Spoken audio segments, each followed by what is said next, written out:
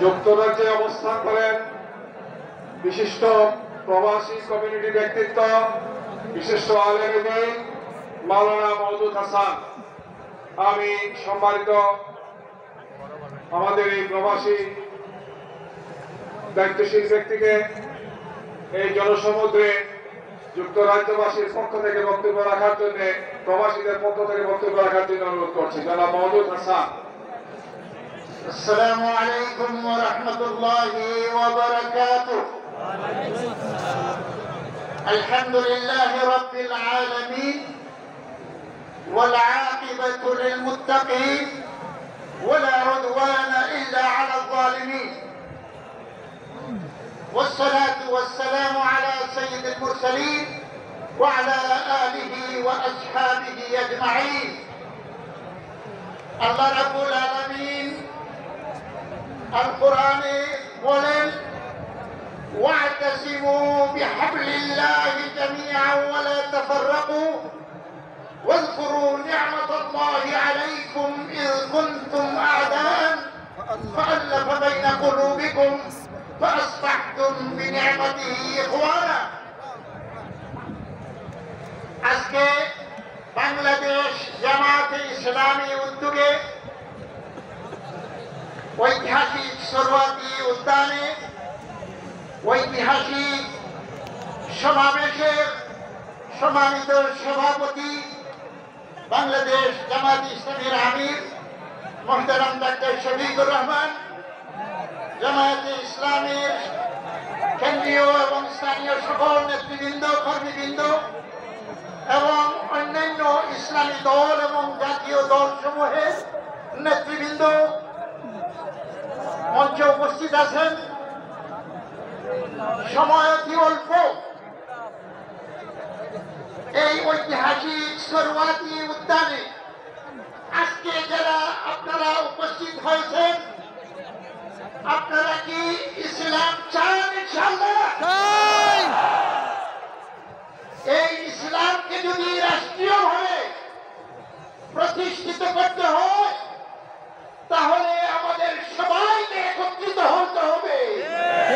যেভাবে কোরআনে ঘোষণা করা হয়েছে ওয়াতাসিমু বিহাবলিল্লাহি জামিআন ওয়া লা তাফাররাকু, তোমরা আল্লাহর রজ্জুকে, আল্লাহর কোরআনকে সকলে শক্তভাবে ধারণ করো এবং পরস্পরের বিচ্ছিন্ন হয় না।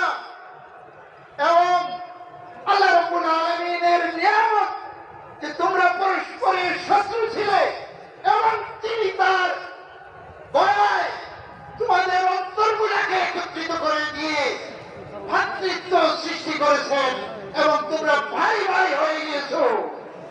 আজকে বাংলাদেশের সার্বভৌমত্ব এবং স্বাধীনতাকে রক্ষা করার জন্য বাংলাদেশের সকল জনসাধারণ, সকল নাগরিক, সকল রাজনৈতিক দল, সকল ইসলামী শক্তি দল সকলে যদি একত্রিত হয়ে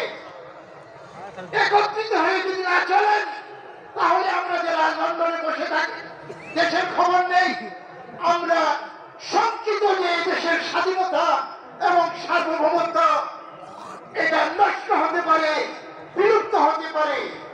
সেজন্য আমাদেরকে একত্রিত হতে হবে, একত্রিত হয়ে আমাদেরকে কাজ করতে হবে স্বাধীনতাকে রক্ষা করার জন্য, রাষ্ট্রীয়ভাবে সমাজে ইসলাম প্রতিষ্ঠা করার জন্য আমাদেরকে কাজ করতে হবে। আপনারা কাজ করতে, ইসলামের জন্য কাজ করতে রাজি আছেন? ইনশাআল্লাহ। ইন্নাল্লাহ লা ইউগাইয়িরু মা বিকাওমিন হাত্তা ইউগাইয়িরু মা বিআনফুসিহিম। কোনো পরিবর্তন হবে না, কোনো জাতির পরিবর্তন হয় না যদি সে জাতি নিজেরা নিজেদের পরিবর্তন না করে। সর্বশেষ দাবি, আমি যুক্তরাষ্ট্র থেকে, লন্ডনে বসবাস করি। আমরা প্রবাসে প্রায় 1.5 কোটি মানুষ বসবাস করি। আমেরিকা, যুক্তরাজ্য, ইউরোপ, মধ্যপ্রাচ্যের দেশসমূহ, সৌদি আরব, কুয়েত এবং অন্যান্য দেশসমূহে, মালয়েশিয়া সহ সারা দুনিয়ায় যে সমস্ত প্রবাসীরা আমরা বাস করি, আমরা বাংলাদেশের নাগরিক। সংবিধান আমাদেরকে এই দেশের নাগরিক হিসেবে স্বীকার করে। আমরা প্রবাসীরা এই দেশের অর্থনীতিকে সচল রেখেছি।